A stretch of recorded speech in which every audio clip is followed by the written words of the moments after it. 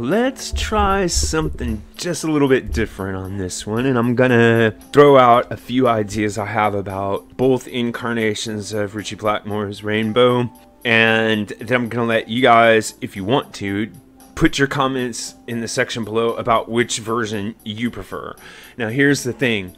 There are more than two versions of Rainbow if you count the Graham Bonnet and Doogie White version. For purposes of this video, we're just going to talk about the Dio version of Rainbow and the Lynn Turner version of Rainbow. To stop the video from getting too long or getting too far into the weeds, I'm just going to put out like 3 points for each version of the band that I think makes them good, and I'm not going to get too deep into cut by cut or album by album or anything like that. So let's start off with the Dio era Rainbow. Here are my top 3 reasons why the Dio era of Rainbow was the best era. First of all, there is the chemistry between Dio and Ritchie Blackmore. This has got to go right up there with the Robert Plant, Jimmy Page, Keith Richards, Mick Jagger. They have that magical connection that you just can't be decided. It has to be discovered. There's something that just gelled between Blackmore's playing and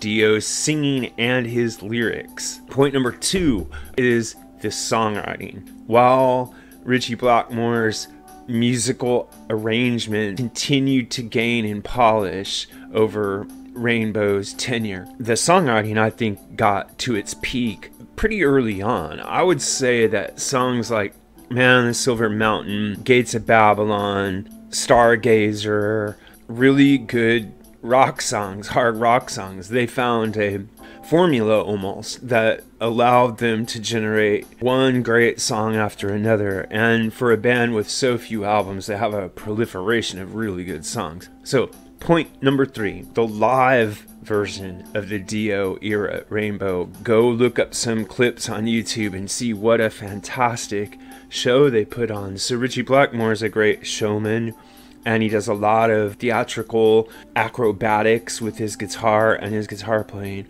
But Ronnie James Dio, as everybody knows, was a theatrical maestro, and he brings that added element to Rainbow, along with Blackmore's dedication to putting this huge light show together and everything. And it's a great experience even on video. So those are my 3 reasons why I think the Dio era of Rainbow was better. There are other reasons, but those are the 3 that I'm gonna put out here. All right, so now we go on to the Lynn Turner era of Rainbow, and what are the 3 elements of that era of the band that I think make it the better version, or potentially make it the better version.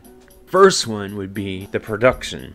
If you go back and listen to the first 3 Rainbow albums, the productions are rather a mess. I know that I did a video that was praising the production on Kill the King, but apart from that, there's some real dodgy areas of production. There's not enough bottom end. There could be better even mixing of Dio's vocals on specific tracks.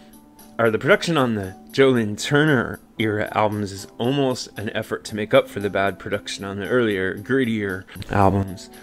The second reason is because there is a much more cohesive band sound. In other words, the songs are simple. The band is integrated as a whole. Ritchie Blackmore is not soloing for 8 or 9 minutes. I'm not saying that it's bad when he solos for 8 or 9 minutes. What I'm saying is you can't do this over and over, album after album. You have to have a band sound. But at the same time, the pop capacity of this band, the commercial capacity of this band just wasn't there. So you've got this shift in band identity to less of a Ritchie Blackmore controlled into a band sound. So if you like that kind of soft rock, and you like the idea of a more cohesive type approach, then that's a plus for the Lynn Turner era. And my last reason is that even though the Dio era has a greater number of good songs, the songs in the Lynn Turner era Rainbow that are successful are Stone Cold, Street of Dreams. Those songs are fully realized songs, whereas something like Stargazer or Gates of Babylon, they're not fully realized. There's something left out on the production end. There's not quite enough polish on the arrangements. But with something like Stone Cold or Street of Dreams, you could scarcely think of changing a single phrase or placement, chorus, or anything. So that, roughly speaking, are the 3 elements for each band that I think merit discussion. You know, there's other things you could talk about. First of all, if you're only interested in Rainbow from the position of listening to Ritchie Blackmore as a guitarist, then you're going to be disappointed as the catalog progresses, because his guitar playing becomes less and less dominant, and he moved more toward a commercial pop sound. Now, we could do a separate video on why he chose to do that, or whether or not it was a good idea. I'm not going to comment on it here.